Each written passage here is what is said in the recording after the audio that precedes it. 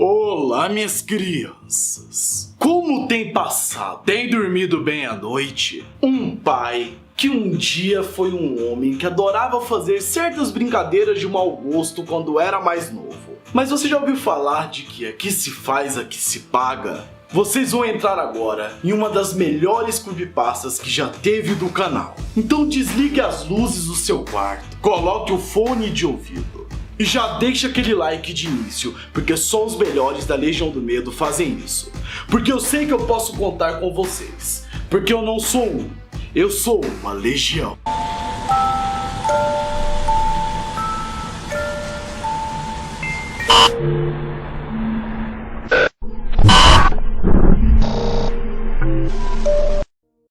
Quando eu estava na escola, meus amigos e eu tivemos um passatempo peculiar. Como qualquer adolescente delinquente, gostávamos de causar problemas. Nós não éramos vândalos nem bandidos. Nós não negociamos drogas nem batemos em pessoas. E muito menos intimidamos as crianças na escola. Não. Nós gostávamos de assustar as pessoas que eram os novos pais. O que eu chamo de novos pais? São pessoas que eram pais recentemente, com seu primeiro filho, e nós cortávamos o monitor do bebê. Como assim cortávamos? Nós aprendemos a mexer muito com frequências, então a gente conseguia invadir a frequência da babá eletrônica e zoar os pais. E nós adorávamos fazer isso, porque a gente nunca era punido. E a gente sempre dava risada da cara dos pais e dos medos que eles sentiam. Até que um dia, nós aprendemos a lição. E realizamos que não era completamente tão à prova de balas, como todo adolescente acredita que é. Quando se é adolescente, se é egocêntrico o suficiente para acreditar que nada de ruim ou traumatizante vai acontecer com você. Dimitri, Kurt e eu fomos para a mesma escola. Compartilhamos muitas das mesmas aulas e passamos quase todas as noites depois de jantar assistimos shows de brincadeira. O que nós chamamos aqui no Brasil como showgames. Nós sempre jogamos muito videogame. Conversamos sobre quem tinha o mais bonito cabelo e zoávamos pra caramba falando das meninas que queríamos pegar. Uma noite, estávamos fazendo algumas coisas bizarras no parque, quando Kurt compartilhou uma história clássica sobre uma mãe solteira que ouviu uma voz bizarra assombrando o monitor do seu bebê da babá eletrônica. Como a maioria das histórias de terror, eu ouvi aquilo e dei risada. Ah, isso é uma merda, cara. Isso não existe.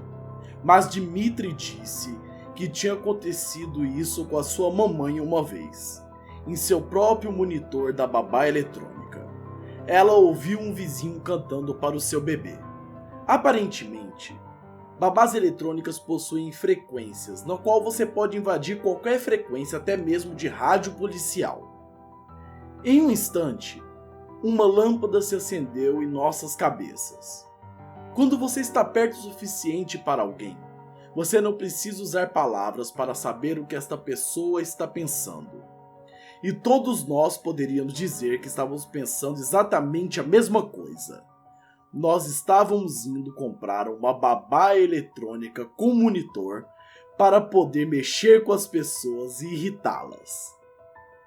Nós queríamos muito zoar isso. Você não faz ideia o quanto os pais podem ficar assustados. Eu comprei então a melhor babá eletrônica do mercado, com uma frequência totalmente bizarra e que você poderia modificar a todo momento. Na noite seguinte, nós levamos as nossas bicicletas e vagamos pelo bairro, e encontramos a nossa primeira vítima.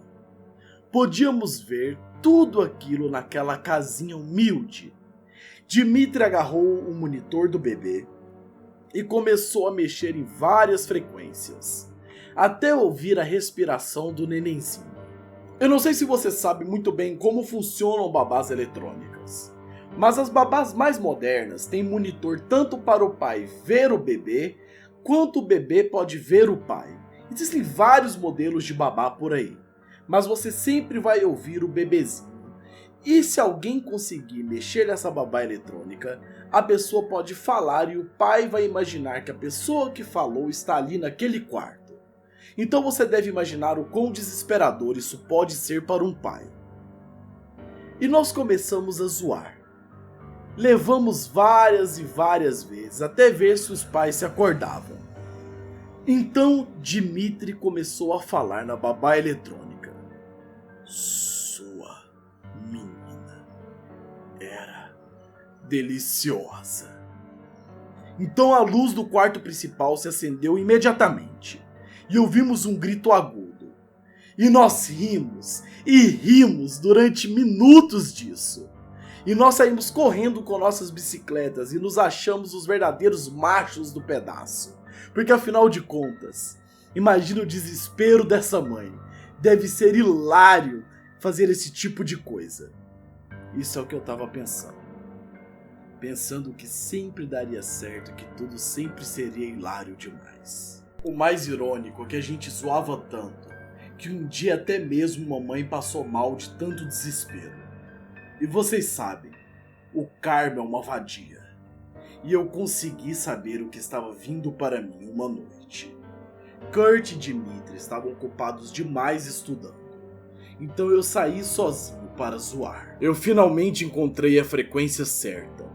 E podia ouvir o som de um bebezinho roncando levemente. Um pequeno sorriso malicioso empurrou meus lábios. E meu coração começou a bater com excitação. Era minha hora de brilhar. Eu estou assistindo. Foi o que eu disse. A casa permaneceu escura e sem vida. Eu estou sob a cama do neném. Nada aconteceu. Que coisa estranha era aquela? Foi quando notei que do nada, por algum motivo, eu me senti exposto demais. Como se estivesse sendo observado por alguém. O que diabo era aquilo? Seria talvez o meu medo por estar fazendo isso sozinho? Foi quando um barulho veio do monitor do bebê. Você é o único vigiado, Juan. Meu estômago ficou como se alguém estivesse dado um soco nele. Como diabos alguém me respondeu sabendo o meu nome? Algo estava muito errado. E eu podia sentir isso no meu próprio corpo. Eu olhei para a janela do quarto do bebê e vi a sombra de um homem me observando. Ele estava lá o tempo todo? Mas como assim? Cadê a respiração do bebê que estava ali? O meu corpo tremeu de forma incontrolável, com um sentimento de pavor derramado em cada centímetro de mim. Eu subi na minha bicicleta e comecei a pedalar de forma desesperada para fugir dali. Parte de mim pensou que eu estava exagerando, mas a necessidade esmagadora de fugir dominou minha mente racional. E foi quando a babá eletrônica continuou falando. Você não pode fugir, meu querido. Eu sei aonde você mora, Juan. Então eu continuava correndo. E eu me sentia com muito medo. Será, meu amiguinho, que seu capuz ficará mais bonito com seu sangue?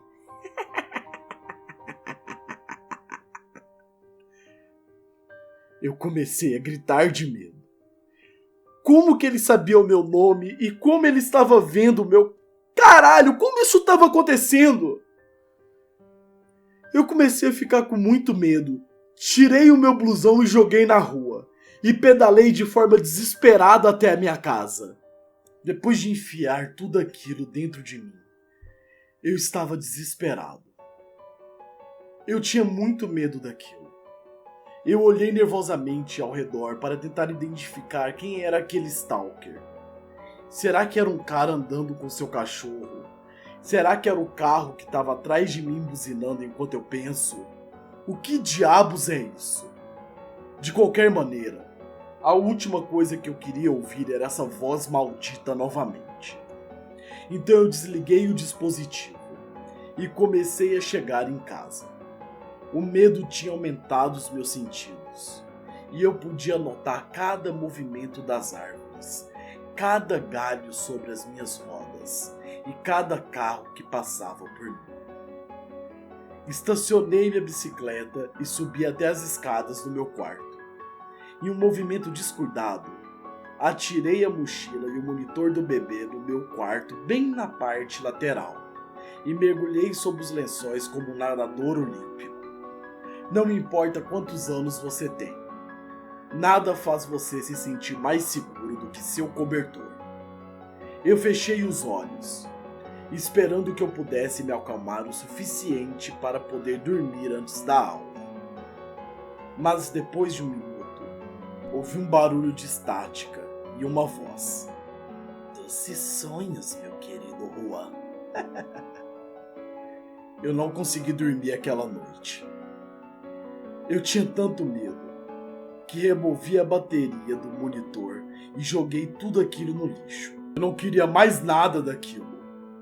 Eu tomei o meu café da manhã e fui para a escola. E só alguns dias depois vi aquela casa no noticiário. Em uma entrevista, um policial explicou que a pequena família que estava morando na casa havia sido encontrada em suas camas, com os pescoços abertos. Eles foram degolados. Tanto o pai, quanto a mãe, quanto o bebê. Na verdade, o bebê ainda foi violentado sexualmente. Foi quando tudo se encaixou em minha mente.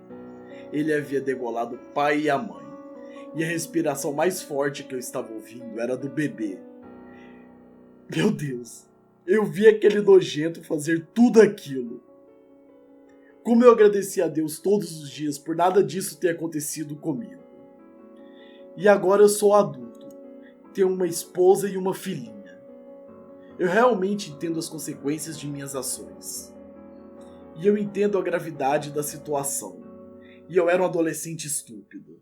E naquela noite, pensei em ter alcançado aquela epífase do medo.